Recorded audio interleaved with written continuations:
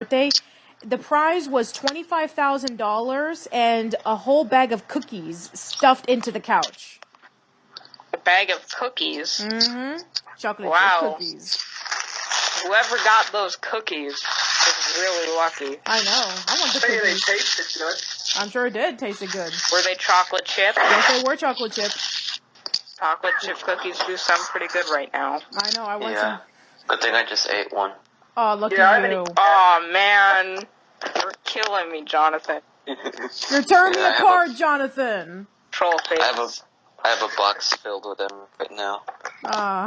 There's so much to do and so little stomach being filled. Let's talk about two more shows that featured during 1992.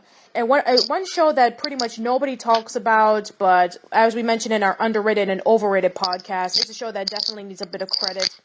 Nick News with Linda Ellerby. And that's and something I do have to say about Nick News with Linda Ellerby, it is still going. Yeah, it is actually.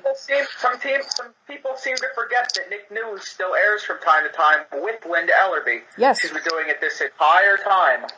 That woman will never die. I guess so. I mean, the show is still running to this day. Currently, it is the longest. Surprisingly, it still is. Yeah, it's. I guess the reason that it still goes is that you will never run out of news to tell. Well, yeah, Nick News is so unpopular that I'm surprised it even lasted that long because... It was very unpopular, but that's just because kids never really watched the news. Yeah, I know. I remember we discussed about this on the previous, the underrated and overrated podcast about how there's a Facebook page dedicating to people who hated Nick News when they were children, and then they just posted about how much they hated the show. I mean, Nick News really wasn't, like, it was a pretty harmless thing. It was just, news. And I guess the reason that it still goes is that it's probably pretty cheap to make. Any news broadcast is not exactly very expensive compared to doing a cartoon or a live-action show, that's for sure. But I'm sure it takes a lot of effort to discuss about very serious topics for children. Like, I remember a couple of months ago in which they were discussing about child slavery. Yeah, I do remember that one. Like, they do have some good topics on Nick News. I mean, they like in terms of, like, on a network for kids, they don't sugarcoat anything. Absolutely not, and I think that's why I feel that Nick News doesn't get the credit that it deserves. It's like, Disney, whenever they do their news, they sugarcoat it to no end because they have celebrities over, and they talk about movies, and they talk about TV shows and video games. And then, like, whenever they're talking about something like, what's it called? It was like, it's in their bumpers. It's like, Friends for Change, I think it's called. Probably. Where it's like, they're talking about, third world countries, and then they're, like, making schools and stuff for them, and then they have all these celebrities over there, to make them look good, Yeah, I know. That, I feel like it's sugarcoating. Mm-hmm. One thing about Nick News is it always did make me wonder how a news thing with, like, all the Nicktoons would be like that. There actually was something like that. It was in Nick Magazine. It's called Ooze News, where they would talk about all the latest stuff Nickelodeon had. Like, I really would have liked the news program. Like Nick News was good. I really would have liked, like, a Nicktoon News, though, like, with, like, new shows and talking about, like, the happenings in Nickelodeon. Yeah, they did actually do that a couple times on Nick News, though, where there was an episode where Jim Jenkins was on Nick News talking about how they made episodes of Doug, and there was an episode with Melissa Joan Hart where she was talking about how, what it was like to play Clarissa. So, I mean, they did actually do that sometimes. I actually think that it would be great if the Nicktoons were actually the ones hosting the news. I think that would actually bring in interest to Nick News. That would mean we would have some seriously outdated CGI. Not to mention that Cartoon Network kind of did that already. Was that SpongeBob, little, mini documentary? Was that a Nick News special? I remember they, like, interviewed, like, Steven Hillenburg and stuff. I remember it was, like, a special SpongeBob documentary for, like, its anniversary, like, before the movie. No, I don't think that was Nick News. It might have been, like, maybe Was it just its own thing? Yeah, maybe it was probably special or something. Yeah, I think it was on Main Nick. I think maybe it was to celebrate SpongeBob's 10th anniversary. Maybe that's why they did it. I just didn't know. Yeah, I if, saw like, the documentary. I just didn't know if it was in sponsorship with Nick News or not. But if it wasn't, it wasn't. Like, Nick News again. Like, in short, it's fine. Like I don't think it deserves a lot of hate. I mean, people hated it because, like, as kids, we never really wanted to see the news. Like, we wanted to escape reality a lot of times as children. Yes, but sometimes, exactly. you know, it was nice. It was all right to see some news stories every now and again. Even though Nick News, I usually, admittedly, did turn the channel a lot. Yeah, a lot of people did back then. But yeah, Nick News is fine with me. I mean, Linda Ellerby's still chugging on and doing the news, and I think it's the longest running thing Nick has. Yeah, it is. Yeah, it is. And I wish, and people don't even acknowledge it. A lot of people think that SpongeBob is the longest running Nick show. It's Nick News. It's the longest running Nicktoon. Yeah. Isn't it? Or Yeah, it is. Yeah, I think it is. I think Fairly Odd Parents is actually longer. I'm not sure. No, it was SpongeBob. No, SpongeBob is still the longest because remember, Fairly Odd Parents had that hiatus. True. You're right. Actually, I'm actually shocked that SpongeBob actually outran Rugrats, but I only think it's because it's pretty much the only watchable thing on Nickelodeon. I mean, in many people's opinions, but I don't think it is. Right. So let's get into the final show that debuted around 1992, Nickelodeon Guts. Mike O'Malley hosted the show too, and it was cool.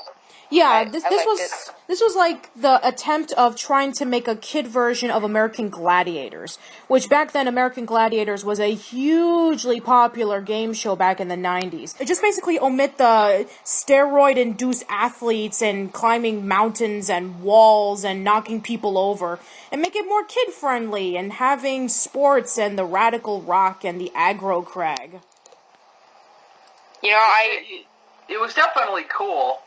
Mike, a lot of people complain about Mike O'Malley's commentary. Like, there was a video where a guy was complaining about it. That's a good video, by the way, but, I honestly find it extremely amusing. Well, maybe because since this is extreme sports, you have somebody as goofy as Mike O'Malley. I guess it doesn't really mesh very well. I mean, at least you had Moira Quirk to sort of balance it out. That is true. If Moira Quirk wasn't in it, then it would have been way too goofy. I'm glad that Moira Quirk was there to bring some serious tones into the show. That's actually probably my second favorite duo of, you know, the host and the co-host next to Mark Summers, Harvey, and Robin. Yeah. Yeah.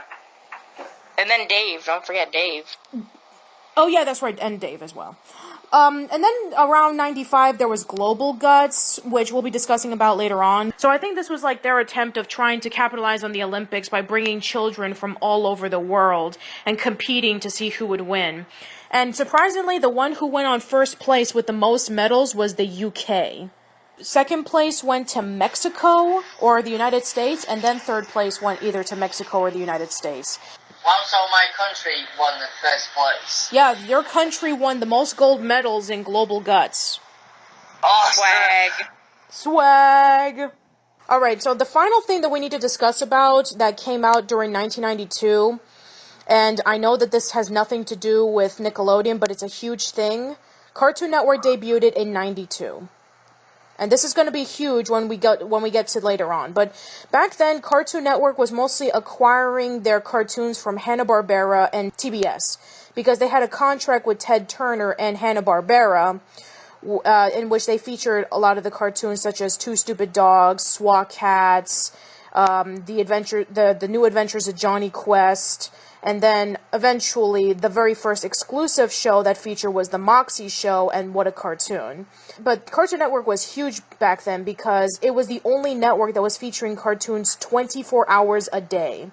And Nickelodeon felt that it was getting into stiff competition. And in the end, it definitely did, and it still is to this day.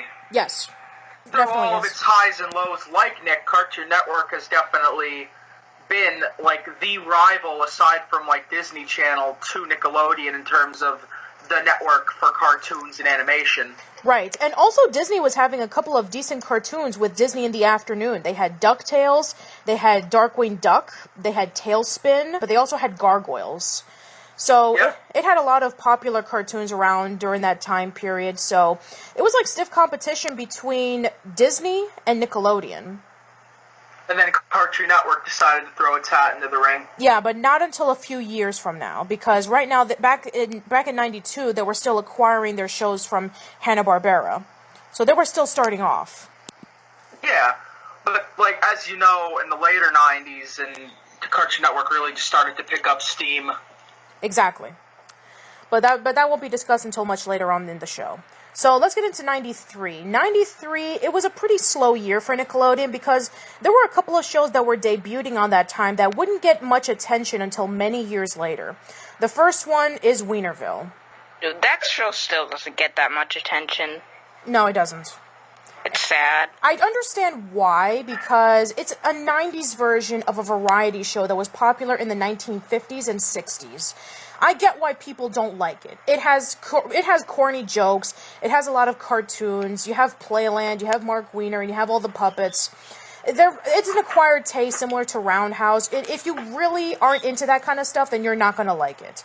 I'm a huge fan of it because, growing up with variety shows and, stuff like Sesame Street and H.R. Puff and stuff and Pee-wee's Playhouse. So I'm used to that kind of stuff. And also, I think Total Panic back in 1989 for Nickelodeon was also following in that same criteria, in which it was trying to be an homage to the 50s and 60s, but do it in a talk show, but in a really hilarious way. Mark Wiener, he did the show. It was originally supposed to be for Comedy Central, but then it was rejected, and then it was brought over to Nickelodeon instead, and it was much more lighter toned, and it had a lot of memorable characters, and it had some really fun situations. A lot of the cartoons that they did feature, it was mostly from Paramount because, of course, back then they had the rights to it, and they still do to this day. You had Season 1, which featured the most cartoons, and then Season 2, it focused a lot on Mark's skits, and then it showed cartoons from time to time, mostly the Alvin Show. And and Mark told me this himself, but if Season 3 would have happened, they would have ditched the cartoon thing altogether, and they would have focused mostly on their skits. Season 3 sadly never happened. Yeah, Season 3 never happened because, well, like we said before, Wienerville wasn't exactly a big show. It switched around its schedules a lot. First it was featured around after school on the weekdays, then it was moved over to Sunday mornings, and then eventually the schedule just went crazy, and then eventually it just got canceled. But I can't say usually when your schedule goes crazy, you're in danger of being canceled. Yeah. But there's one thing that Wienerville did give us that Nickelodeon doesn't give credit for. Wienerville gave us the very first Hanukkah special. Yeah, usually, like, when you think of Hanukkah specials, you think of Rugrats. And that's the only thing you ever think of, because that's the only cartoon to ever have a Hanukkah special. Well, it makes a lot of... Not true. As Told by Ginger had Hanukkah, technically a bit of a Hanukkah special. Yeah, that is true. It was the episode where Ginger found out she was 1/4 Jewish and tried to balance Christmas and Hanukkah in one big party, and it didn't turn out great. Yeah, the episode is called the Even Steven Holiday Special. Yeah, basically Klasky Skupo is the only other, like, Nickelodeon-themed company that really talked about Hanukkah at all. Well, it makes sense because Arlene Klasky is Jewish. Yeah, and it's nice that, they incorporated it, because I think, like, Hanukkah deserved, like, a little bit of praise from Nickelodeon for how big it was. It was nice to see it represented. Like, and then, like, for other holidays, you barely see stuff like Kwanzaa. Like, the only cartoon I could think that celebrated Kwanzaa, aside from Rugrats, eventually was The Proud Family. Yes, and I think that one is a lot better than the Rugrats Kwanzaa special. Yeah, the Rugrats Kwanzaa special was, it was all right. I mean, but, like, the Proud Family one had a lot more meaning to it. Yeah, it had a lot... It actually explained what Kwanzaa was. Yeah, instead of just, like, singing stuff, like the Rugrats tried to do. Yeah, that's true. I appreciate the effort, at least. Well, don't forget that the Kwanzaa special was supposed to be an unofficial pilot for the Carmichael spin-off series. And it didn't work. Nope, it never got picked up. Okay, so the next one that came out around 93 was Rocko's Modern Life. Oh, this show. What can you say about this show that hasn't been said already, like, in terms of